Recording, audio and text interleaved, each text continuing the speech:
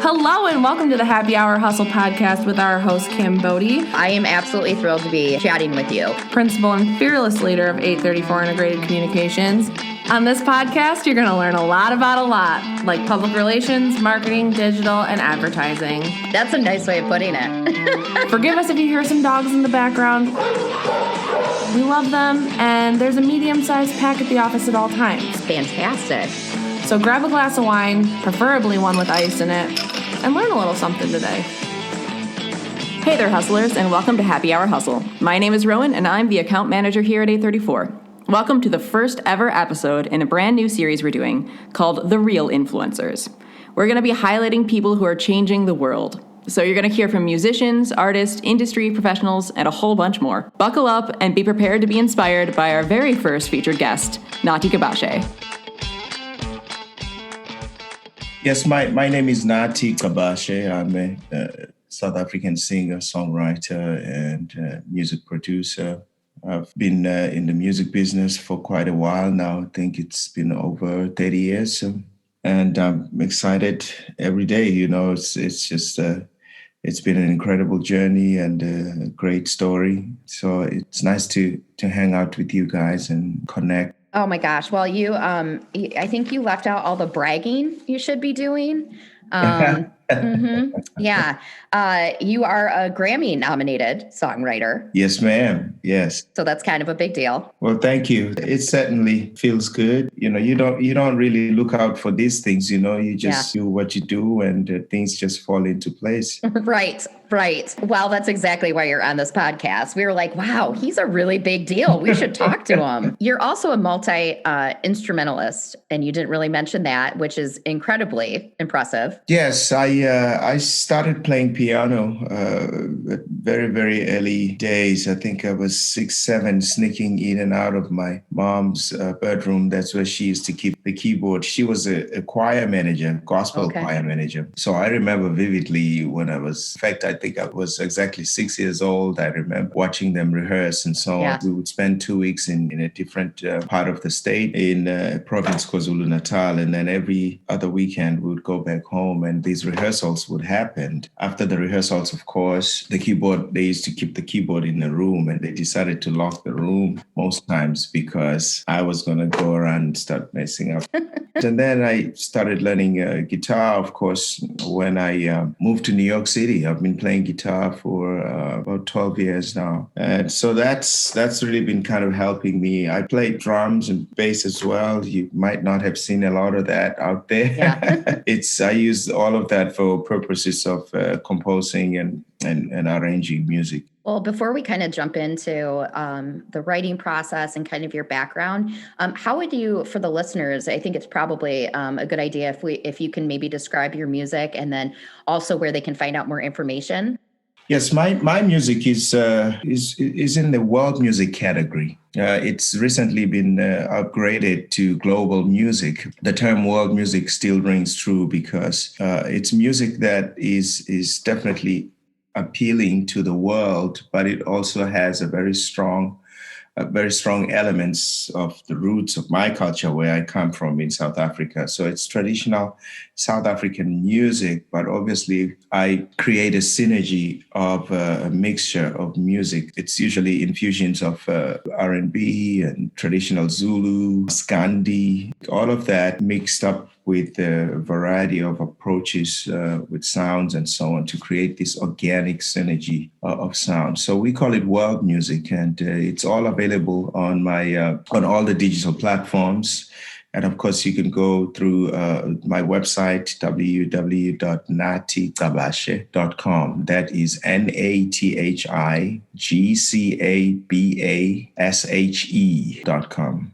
And then, of course, I am on all the social media platforms. On Instagram Are you on TikTok? I'm on TikTok, yes. Well, and I laugh because I feel like I'm too old for TikTok. And so I watch the videos, but I was like, if I put something out there, no one's going to watch it. So yeah, you never know.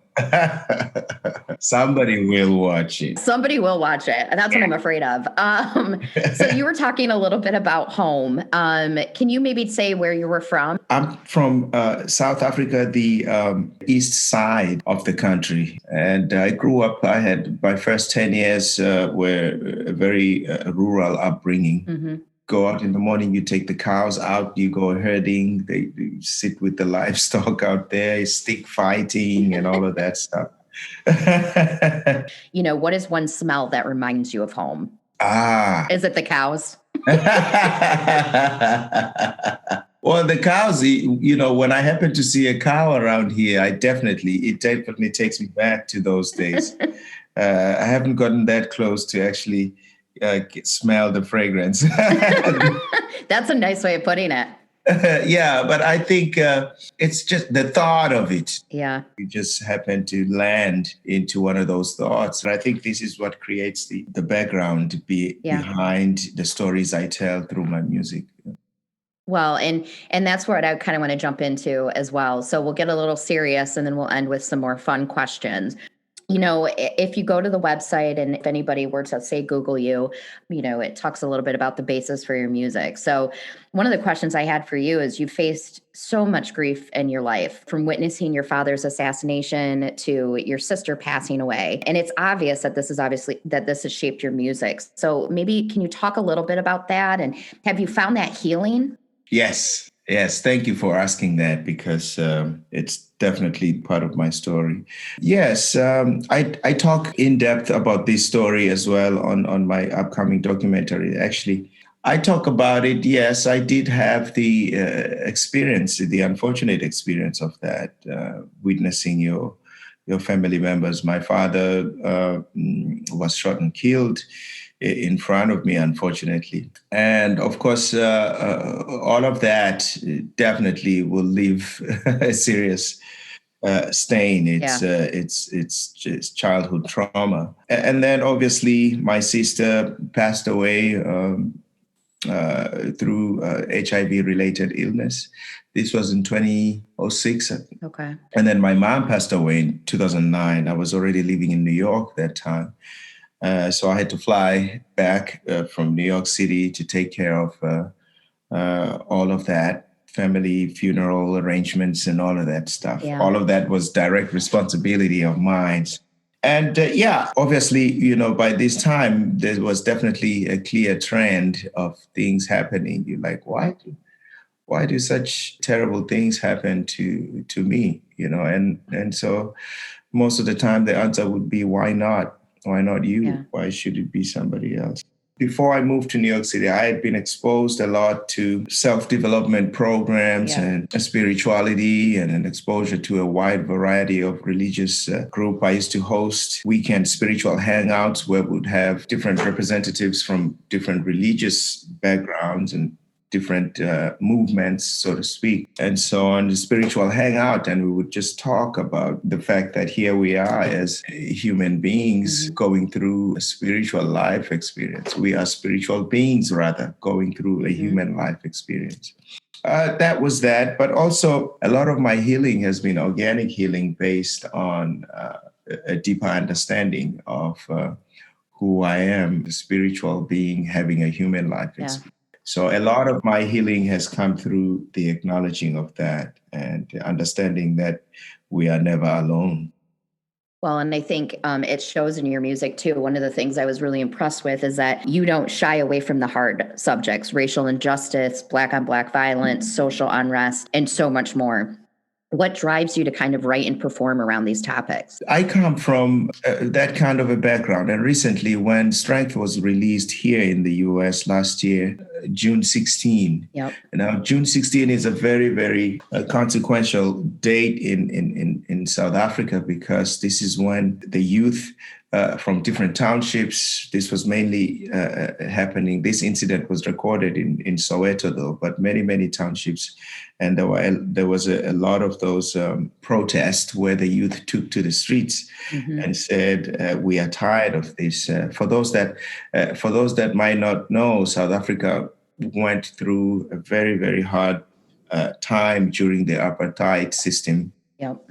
where the Black people were taken to the townships that were removed from the urban areas and were put into segregated areas with no access to going into towns and cities and all of that stuff. And that was all going back in the early 1900s, early 1800s as well, when the apartheid system started in South Africa. And of course, before that, it was the colonization. So my father's death was very much related with that, because this was right at the peak, just before Nelson Mandela was going to be released in jail. I think my dad died about 5 years before. And there was this black on black that was also happening. This was all as a result of the confusion by the apartheid government. The political landscape was so toxic that there was also turning against each other, and there was a black on black violence that was prevalent in the KwaZulu-Natal region where I was from. And my father was chief of police. He was also a very influential member of the local political party that side. So just as many others, he became the target of the opposition. So the brutal killing comes through that as well. So that obviously becomes my reality. Yep. And so when I write music, there's always a song that talks about the integration, that talks about interrelatedness, that talks about peace, so to speak, even though that's a whole different subject as well. But my music is always, it always feels good for me to address the global affairs. And so when we saw what happened in America during the George Floyd incident last year, Yep. So for me, it's coming back again, and so this is stuff that you can never. It doesn't really go away. The music itself, it's timeless music, because it talks about the state of affairs, the racial injustices. And it also talks about love and fun and everything. So it's a variety. But I always like to talk about such issues, because I think it's important to talk about it, not just because we want to talk about it, but to conscientize more than anything. My duty is not to discriminate, but to conscientize, making one conscious, reminding everyone that we are all the same. There's really, the difference is that we are born in different places. We subscribe to different religious denominations and so on. But at our core, we are the same. Yeah. When you talk about your dad being chief of police, and and the music that you write and you release, and it strikes me that you're very similar. Your father was fighting for justice, and in the music that your music, it's that same message, and I think that is incredibly powerful. Thank you. Well, and I was going to actually ask you about your album Strength, and what was, the significance of that date. But, you talked a little bit, obviously, about the hard topics, but, you also in that album, you tackle unity and self-awareness and self-development. And it reminds me a bit of kind of like life's journey. I mean, there are hard moments, and then there's much to be celebrated. And I think that's why your music is so relatable, because it kind of does feel like the cycle of life. Yes. It's certainly been quite a cycle for my life. Because every time I would just sing, I'd feel this relief. And so music became a vehicle for me to heal myself, and understanding as well that there are many, many, many other people who have gone through unspeakable traumatic situation and so on. So am I really a unique case? No, I am not, but I'm using my platform, and I'm using my music to talk about similar instances. And anybody out there who might have thought that they are all alone in this, we are all in this together. So I totally understand the privilege and the of having to play and write music like that, and it's always very humbling to know that it resonates with people and people enjoy the music. Yeah, absolutely. Well, and staying on, obviously, you obviously released your album Strength, but you also released the Mambo Pua remix with Albert. Menendez, yes. Yeah. And so he's a little bit well known. Yes. People know who he is a little bit. He's known for writing songs for Shakira, the Black Eyed Peas, and more. So maybe talk a little bit about how that came about and how you felt when that song was finally released. Well, that was such an organic progression of things. We had just released Strength, and so this was like right during the lockdown, and obviously nothing else was happening. It was COVID was raging at that time, and we were talking with the team at the management office, and then the marketing team, and trying to see what can we do that we can release as soon as we can, that would have at least somewhat of a connection with Strength, but something new. And there was this material that I'd been writing, and we've been performing all these songs with my band at Animal Kingdom on the daily operation schedule. So there was this song, and we were talking about how about a remix, and a lot of names came up, but Albert Menendez's name was obviously top of the list of like producers who can put a spin on this already existing version of the song Mambo Pua, and so my marketing department at that time, she knew Albert, of course, personally, and there's always been this interaction with the Shakira circle of people around us, and his name came up, and we just thought we could reach out to him and see if this would be something he would be interested in doing, a remix of the song. So then the next thing, we were on a Zoom call the next day, and we started chit-chatting, and it was a great introduction to him. I obviously had seen him in different stages and doing his thing, very much aware of him. And we very quickly became very close brothers, and we sent in a couple of songs, and he chose a song that he thought he could contribute his expertise, and it became Mambo Pua, and he just took it and just gave it a whole new spin. Mm-hmm. And very proud of that collaboration, and Albert obviously brings in wealth of skill and knowledge. Mm-hmm. Of the music in general, so it was a great experience working with him. In fact, we've been talking because we are shuffling around and trying to see which songs to pick to continue with the collaboration side of things. Oh, that's fantastic! Yeah, that's breaking news. So we've talked about the serious stuff. We've talked about, your music. I want to ask you a few more fun questions. So you have shared the stage with Jill Scott, Billy Ocean, Diana Ross, the gospel duo Mary Mary, and many more. Who was your favorite? Oh, wow. Listen, I was starstruck, okay?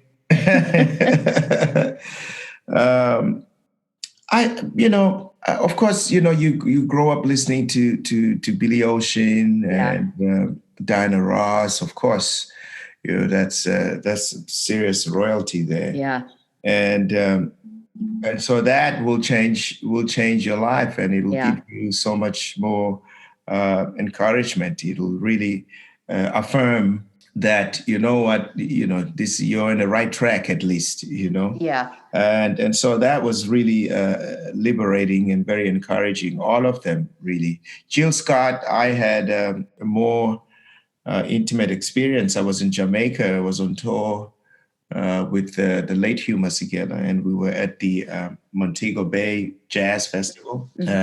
Both Jill Scott and Mary, because we were in the same quarters. The green room was in the same. So it wasn't just sharing the stage in that sense, but the whole interaction.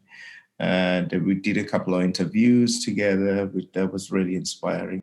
In my case, I mean, everybody I've had a chance to work with, tour with, has had a great effect in my music career, whether it's through inspiration of writing and producing music, or just hanging around and exchanging ideas, or just talking about the business itself. But it has a big lasting effect. So really, all of them, it's been great. There's so many artists that I've shared stages with who have had a great effect on my growth as a musician. Even some of them are not popular icons and as the ones we've mentioned, but yeah, that has it has a lasting effect. Who is one artist you'd like to perform with? If you could pick anybody, even dead or alive. Oh man. Wow. Well, we try to see if we could do something with Shakira. So that would be amazing. That would be great. Yeah. Well, we'll keep you guys posted about that. Please do. Please do.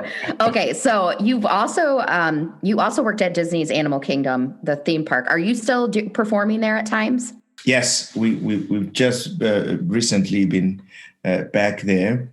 Not at Animal Kingdom, because at Animal Kingdom at this point, the entertainment is still down due to the pandemic. Yeah. So they are, of course, looking at safer ways to reopen and slowly introduce live entertainment and atmosphere entertainment and so on. But just last night, I was down at Disney Springs with one of my colleagues, and it was just a fantastic evening. We were playing there, and also I was there Saturday. So we have a schedule. I'll be there as well. I think there's about 7 days throughout this month. Oh, fantastic. So you are back to doing some performing then? Yes. And it's a variety of them. Last night was a duo. Saturday was a solo, just acoustic guitar and voice. Mm-hmm. And I sing and tell stories and so on. It's a beautiful setup. It's really fun. I'm also jealous because of the weather, and then obviously you performing. Okay, so I found this super interesting. You have performed at 2 World Cups. Yes. Are you a soccer fan? Okay, let me put it this way. If I had not if the music bug didn't eat me up like it did, I believe I would have been a soccer star. So that tells you something. I used to play, and You're pretty good? Yes, if I have to say so. I was just talking to my neighbor. I'm like, do you know any soccer teams around here? Because it'd be great to just train with them and yeah. So thank you for that. Yeah. Yes, the one was in 2006 in Germany. That was so much fun. And then the 2010 World Cup in South Africa. How are the fans? Are they as crazy as everybody says they are? Of course, there's so much flair of the soccer as well. South Africa was even more incredible because we have the vuvuzelas, things that people blow in the field and so on. But anytime you have an audience that big and you can have a call and response kind of connection with them, it melts you up. Yeah. So I was very lucky to be part of that team that was built to perform in both those World Cup, and it was just an unforgettable experience. Yeah, I can't even imagine. I'm actually a big rugby fan, and so my goal is to get to a couple matches overseas at some point. But I've been to I've been to a couple games here in the U.S., but I definitely want to. It's a whole different experience watching it overseas. Yes. And also, the U.S. is we're terrible at rugby. We're just awful. And South Africa has a very good. Oh, I know. I watch a lot of rugby. My husband actually used to play, not like professionally, but he actually used to live over in the UK, and he played with a club team. So Awesome. yeah, you guys are you're fun to watch in rugby.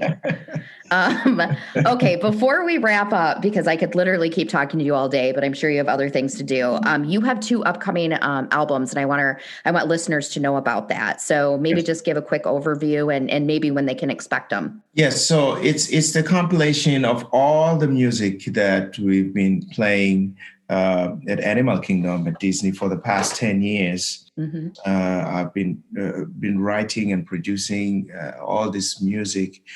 So when we took a break during COVID, so this was a great time to really take the music and go deep into production for a commercial release. So it's been such a great time during this time to be able to compile that music and put it and record it in such a way that it is ready for commercial release. So we're looking forward to that. It's 2 albums. We're still deciding whether to release both of them at the same time or just spread them out in about 6 months or 3 months basis. But yes, I have 2 albums coming out featuring my band, the Wasalu Band at Animal Kingdom. And it's a lot of original music that I had a chance to write.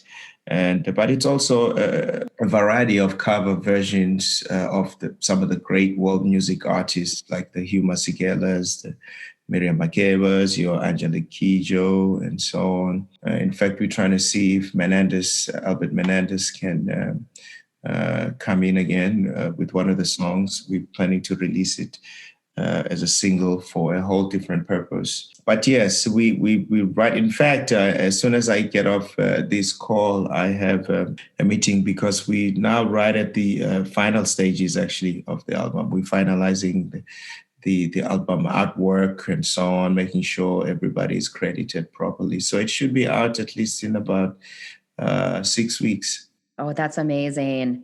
That's got to be like, I don't know, like birthing a child. Like, it's just like, you've spent all this time on it and it's finally like here. It's awesome. It's really great. We've been talking about it because it's like, sometimes that's what you need to be able to move on to something else. In my case, it's like you have to start something, finish it, put it out there, and see how it does, that way you can close that chapter, move into other things. But we've been getting such an amazing support. Just last night, Disney had to put out a warning to say people should remain seated and practice social distancing because there was this attempt to try and dance. Everybody was trying to dance and so on. But it was such an amazing thing to get that support. And we're really looking forward to so much more endeavors, and hopefully COVID collaborates. Yeah. Hopefully it goes away so we can, So you also obviously have your documentary coming out, and you do have a clip on your website. And where can people find the documentary when, you said it should be officially out anytime now? The documentary is, I'm going to say people should really just, we're going to be posting a lot of updates about when exactly it's coming out. I know that we've just finalized it's a 45-minute long documentary. Awesome. And there's so many moving parts there. There's so many people featured. The Hugh Masekela is featured in there. Vusi Mahlasela is featured. Bagiti Kumalo, bass player from Paul Simon, is featured there. Some of the great musicians from around here and all that. So in fact, we've had to postpone the editing because we realized that we have to just take time with it. Yeah. And people can obviously just go, follow you on social, and they'll know, and you keep the website obviously updated as well. Yes, okay, as well wonderful. As they can also visit my YouTube channel. Some of the clips are already there. Well, you have a documentary, you've got 2 albums, and you're performing. It seems like you have a lot of free time. Listen, I think I'll be better off continuing to work as long as I can. And as long as the work is still coming through, I will take it. I am writing a book as well. So Of course you are. I'm just in love with life, which is a fantastic place for me to be at, based on my background and where I come from. A lot of my friends and people I grew up with are experiencing life in a whole different way. And I've found that for me, it starts with me. If I want to change things, change the world, I have to go within first and then go out there to attract what you feel. And I believe that I try to stay at least consistent with this person first. And everything else just, it's amazing how things work out. The music really is, I don't know what it would be like without music. It's music everywhere, you know. Oh, especially in this time. Especially in this time. Yeah, it's very emotional. It's been a very emotional journey, and I think people are reconnecting to music in a way that they've never done. Yes. Well, I can't wait to read the book, watch the documentary, and listen to the albums coming out. I'm just absolutely thrilled for your success. And I honestly can't think of it happening to a more deserving person. And the advice that you just gave, whether you meant that to be advice about, being true to yourself and then letting that essentially outwardly change, the world. I mean, that's very deep. Profound. Profound. Way better than deep. Thank you. We'll edit out my deep and we'll put in profound. Listen, I appreciate you. Thank you so much, Kim. All right. Thank you, Nathi. Thanks for listening to our very first episode of The Real Influencers. Like Nathi mentioned, you can check out his content at nathigcabashe.com. That is NATHIGCABASHE.com. Be sure to check him out and follow him on social too. While you're at it, you can find more of our content at 834.com. That is the number 8 and then the words 34.com. Check out our blogs, podcasts, videos, and a whole bunch more. And since Kim didn't say it during the episode, you have now officially been hustled. We will see you on the download.